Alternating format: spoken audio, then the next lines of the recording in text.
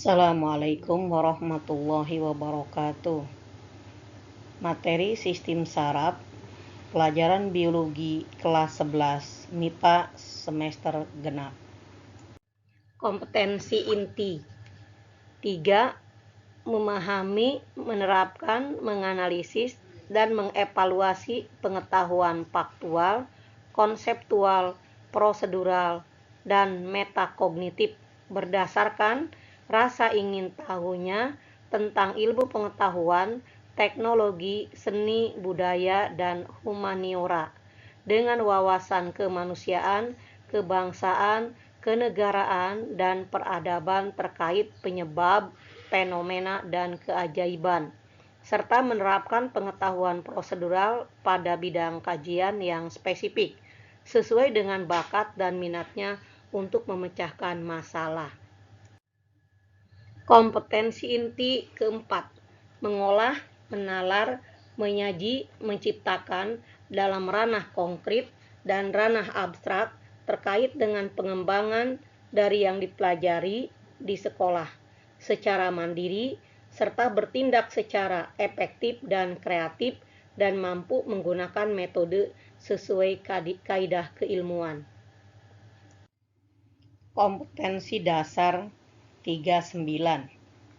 Menganalisis hubungan antara struktur jaringan penyusun organ pada sistem koordinasi dan mengaitkan dengan proses koordinasi sehingga dapat menjelaskan peran saraf, hormon, dan alat indera dalam mekanisme koordinasi dan regulasi, serta gangguan fungsi yang mungkin terjadi pada sistem koordinasi manusia melalui studi literatur, pengamatan, percobaan, dan simulasi. Indikator 1. Mengidentifikasi subsistem yang menyusun sistem koordinasi. 2. Mengidentifikasi struktur penyusun sistem saraf pada manusia. 3. Menunjukkan bagian-bagian penyusun sel saraf. 4. Mengorelasikan struktur sel saraf dan fungsinya. 5. Menjabarkan proses jalannya impul. 6. Menguraikan struktur otak manusia. 7. Mengklasifikasikan sistem saraf berdasarkan pembagian otak. 8. Menjelaskan fungsi dari masing-masing bagian sistem saraf. 9. Menstimulasikan terjadi gerak refleks. 10. Memberikan contoh gangguan atau penyakit yang dapat terjadi pada sistem saraf.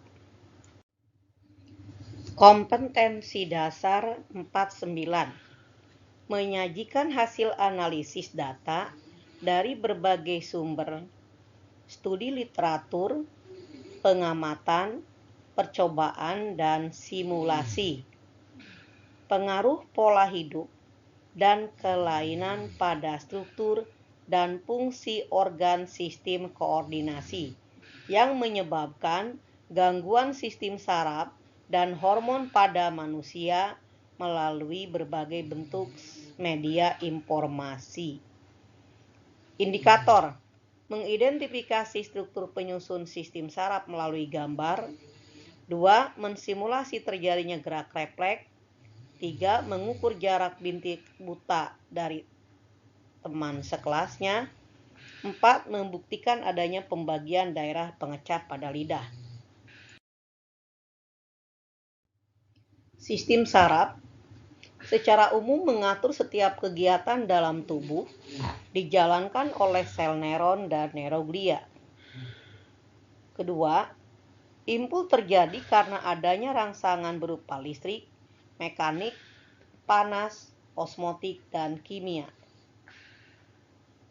Secara umum fungsi saraf untuk berpikir, melihat, bergerak, hingga mengatur berbagai kerja organ tubuh.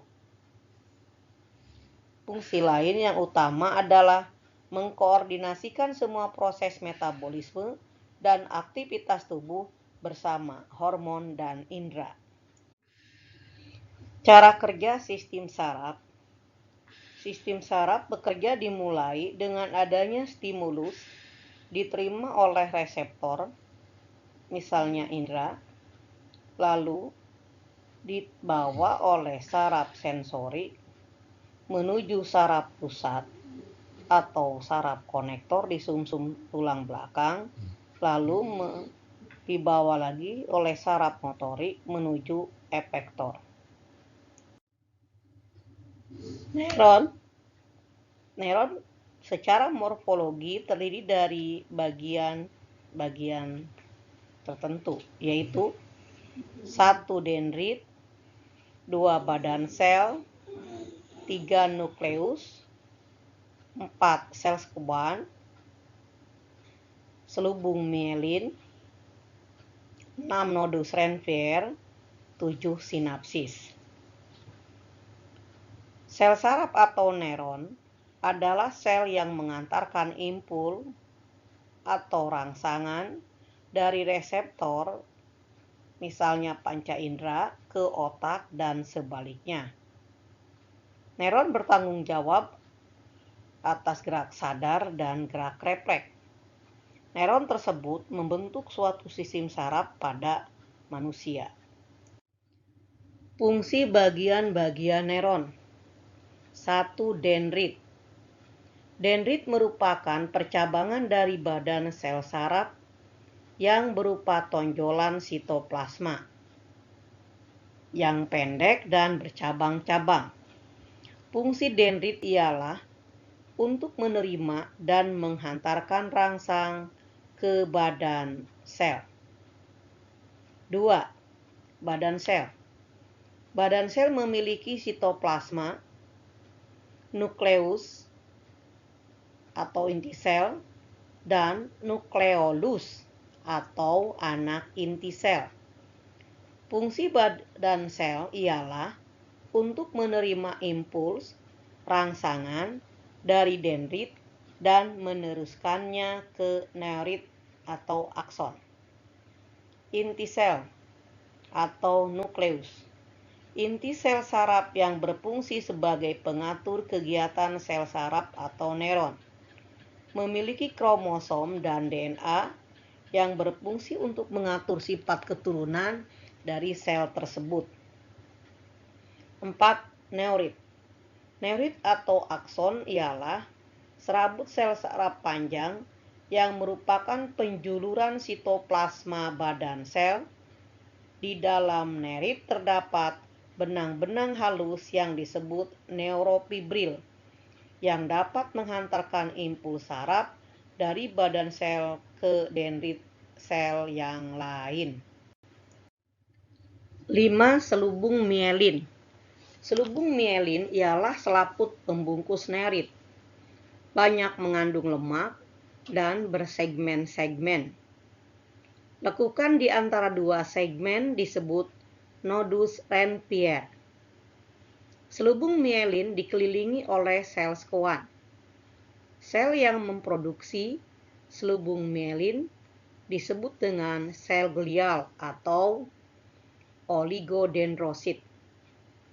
Fungsi selubung mielin untuk melindungi neurit dari kerusakan dan mencegah impul bocor. 6. Nodus Ranvier.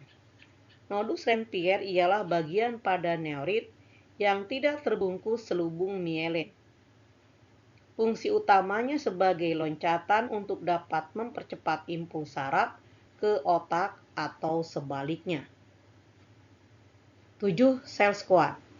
Sel sekuan ialah sel yang mengelilingi selubung mielin. Sel ini menghasilkan lemak dan membungkus neurit sampai terbentuk selubung mielin. Fungsinya untuk mempercepat jalannya impuls yang membantu menyediakan makanan untuk neurit dan membantu regenerasi neurit. Oligodendrosit. Oligodendrosit ialah sel pendukung yang menyediakan isolasi bagi sel-sel saraf dengan membentuk selubung mielin di sekitar akson. Oligodendrosit memiliki beberapa juluran memanjang yang masing-masing membungkus, seperti dadar gulung, sepotong akson antar neuron untuk membentuk segmen mielin. Sinapsis. Sinapsis ialah titik temu antara terminal akson salah satu neuron dengan neuron lain. Pada setiap neuron, terminal akson membengkak membentuk suatu tonjolan kecil yang disebut dengan tombol sinapsis.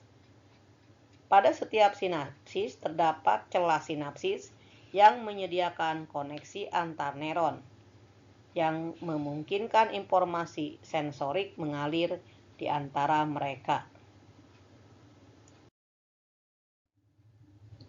Neuron dan neuroglia.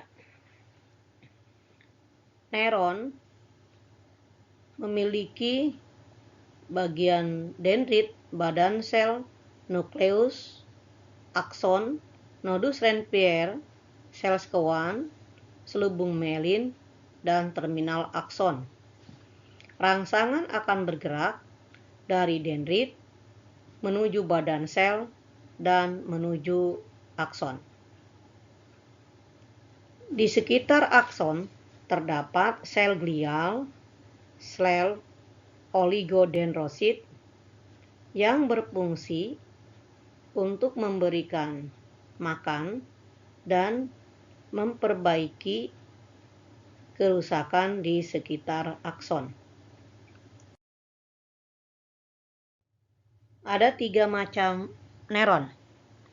1 neuron sensorik yang berfungsi menerima rangsang dari reseptor, misalnya indera perasa, dan membawa rangsang menuju ke otak atau saraf konektor.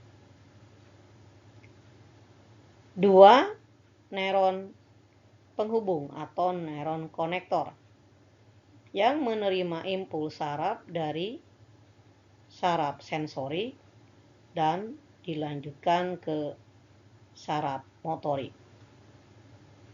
3 saraf motorik yang membawa rangsang dari saraf pusat atau dari neuron penghubung menuju ke efektor, misalnya serabut otot.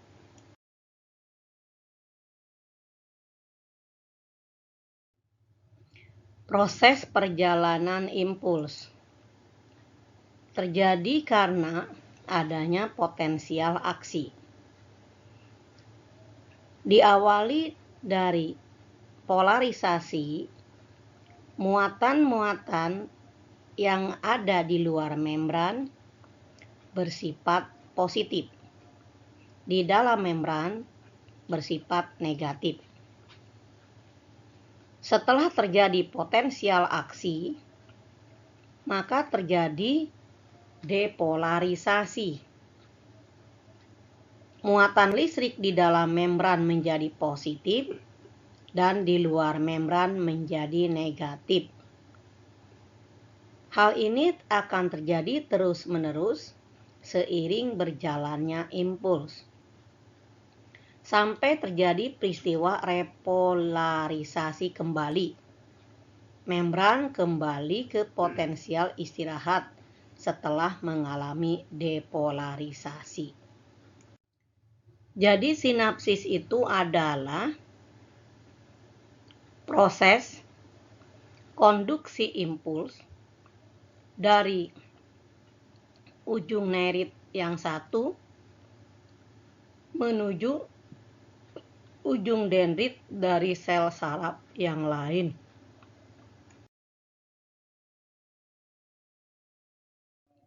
Komunikasi.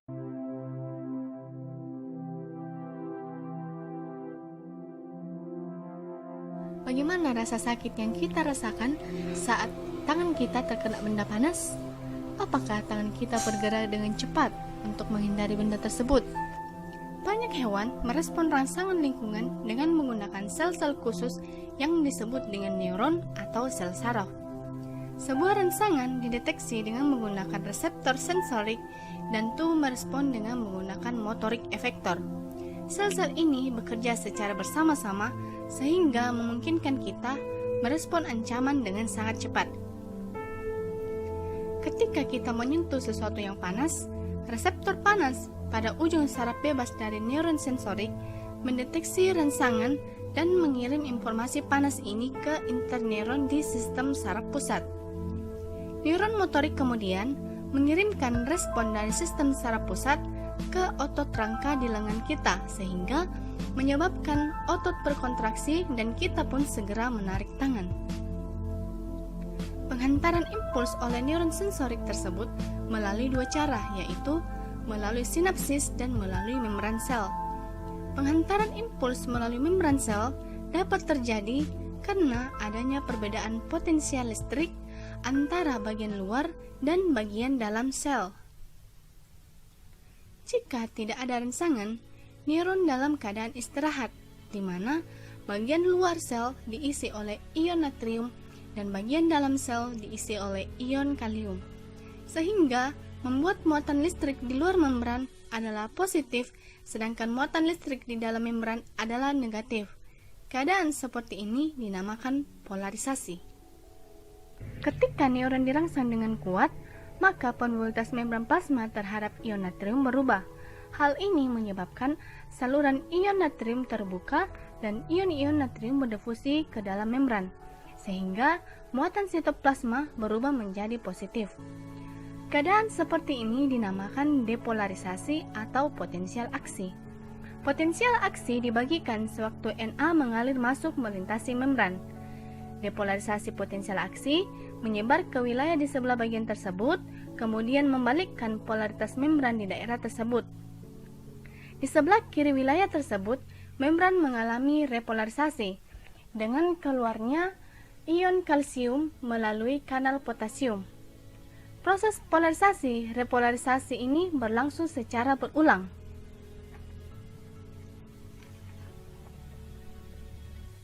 Perbedaan muatan pada bagian yang mengalami polarisasi dan depolarisasi akan menimbulkan arus listrik. Dengan demikian, impuls saraf akan terhantar di sepanjang akson.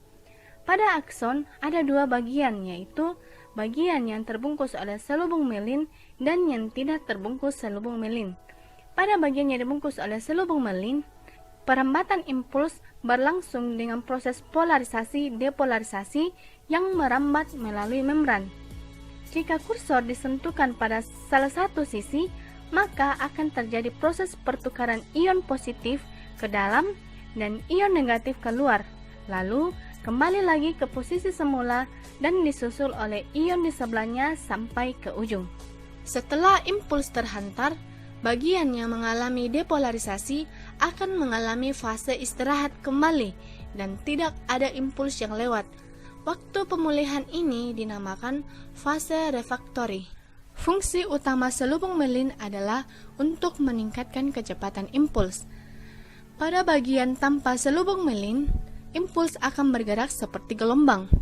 Nah, pada perambatan impuls melalui akson yang bermelin disebut perambatan saltatorik. Artinya, berlangsung lebih cepat sebab pada serat bermelin, impuls merambat dengan cara melompati bagian saraf yang diselubungi melin dengan kecepatan 120 meter per detik. Ketika potensial aksi sampai pada akson terminal, impuls listrik beralih ke sel lain melalui koneksi seluler yang disebut sinapsis. Ruang antara neuron presinaptik dan sel postsinaptik disebut dengan celah sinaps. Neuron presinaptik mengandung molekul sinyal yang disebut neuron transmitter yang dikemas di dalam vesikula. Saat ini berfungsi untuk menghantarkan impuls ke ujung dendrit neuron berikutnya. Ketika potensial aksi mencapai akhir neuron transmitter dilepaskan dengan cara eksositosis dari neuron ke celah sinaps. Neuron transmitter akan berikatan dengan protein khusus atau reseptor yang berada di membran pasca sinapsis. Nah, ikatan antara neuron transmitter dengan reseptor ini mengakibatkan impuls dapat diteruskan ke saraf lainnya.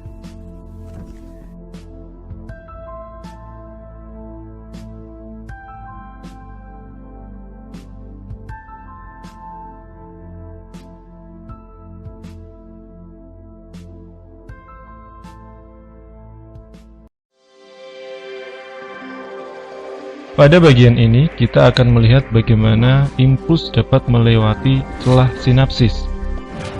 Jika impuls tiba di tombol sinapsis, maka akan terjadi peningkatan permeabilitas membran prasinapsis terhadap ion Ca. Akibatnya, ion Ca masuk dan gelembung sinapsis melebur dengan membran prasinapsis sambil melepaskan neurotransmitter ke celah sinapsis. Contohnya adalah asetilkolin.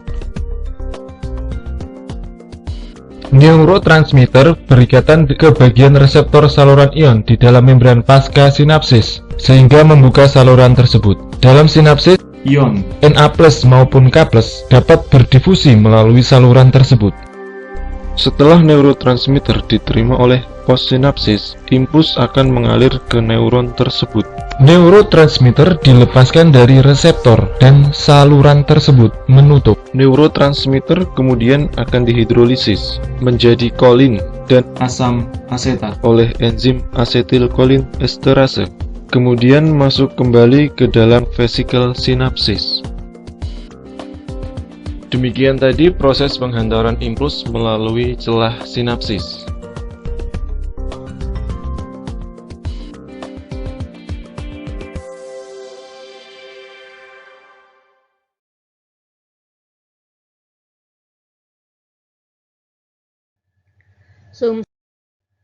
Gerak refleks adalah aktivitas cepat, otomatis, dan tidak disadari sebagai respon terhadap suatu rangsangan agar kenormalan fungsi tubuh terpelihara. Secara struktural, refleks mempunyai 5 komponen penting, yaitu reseptor, saraf sensorik, saraf penghubung,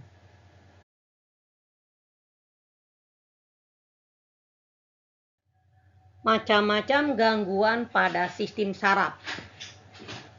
1. Migrain, pusing atau sakit kepala sebelah, biasanya ditandai dengan mual sampai muntah. 2. Kelumpuhan, tidak dapat bergerak disebabkan beberapa faktor. 3. Multiple sklerosis, radang selaput mielin yang menimbulkan kelumpuhan. 4.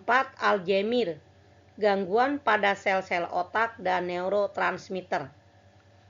5. Meningitis, infeksi selaput pembungkus otak. 6. Parkinson, berkurangnya neurotransmitter dopamin menyebabkan tremor tangan dan gerakan otot menjadi kaku.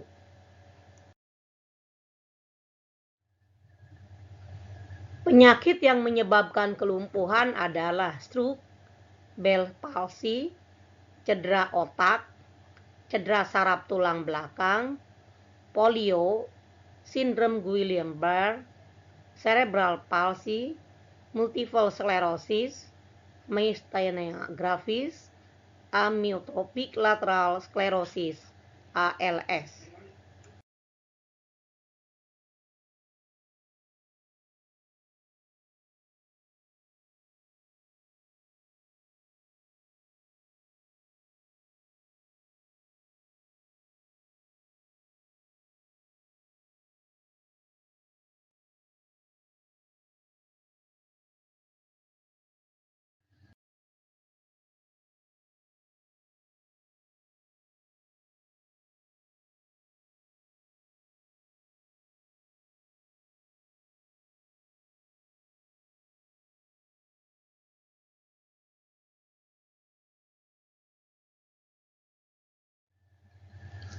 Zat-zat yang bisa merusak dan meracuni kerja otak adalah narkotika, psikotropika, dan zat adiktif. Narkotika adalah zat atau obat yang berasal dari tanaman atau bukan tanaman, baik sintetis maupun semi-sintetis, yang dapat menyebabkan penurunan, perubahan kesadaran, hilangnya rasa nyeri, dan dapat menimbulkan ketergantungan. Definisi ini didasarkan pada Undang-Undang Nomor 35 Tahun 2009. Contoh narkotika adalah tanaman papapir, opium mentah, opium masak, candu, gicing, gicingko, opium obat, morfina, kokaina, ekgonina, tanaman ganja, dan damar ganja. Bisa juga merupakan garam-garam dan turunan-turunan dari morfina dan kokaina serta campuran-campuran bahan tersebut di atas.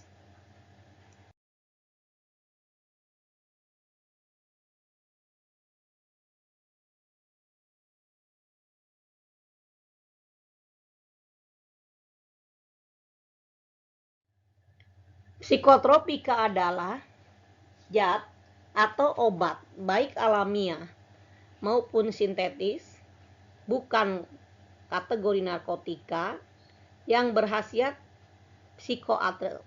psikoaktif melalui pengaruh selektif pada susunan saraf pusat yang menyebabkan perubahan pada aktivitas mental dan perilaku. Berdasarkan Undang-Undang Nomor 5 Tahun 1997. Contohnya adalah zat sedatin, pil BK, rohypnol, magadon, valium, madrak, amfetamin, pensiklidin, metaqualon, metipenidat, penobarbital, flunitrazepam, ekstasi, sabu-sabu, disergik sintetik ditilamid, dan sebagainya. Jenis psikotropika sering dikaitkan dengan istilah amfetamin, di mana amfetamin ada dua jenis, yaitu metildioksimetamfetamin dikenal dengan nama ekstasi, nama lain fantasipil, inek. Kemudian jenis lain disebut metamfetamin yang bekerja lebih lama dibanding MDA di atas, dapat mencapai 12 jam dan efek halusinasinya lebih kuat, disebut juga sabu-sabu, SS atau ACE.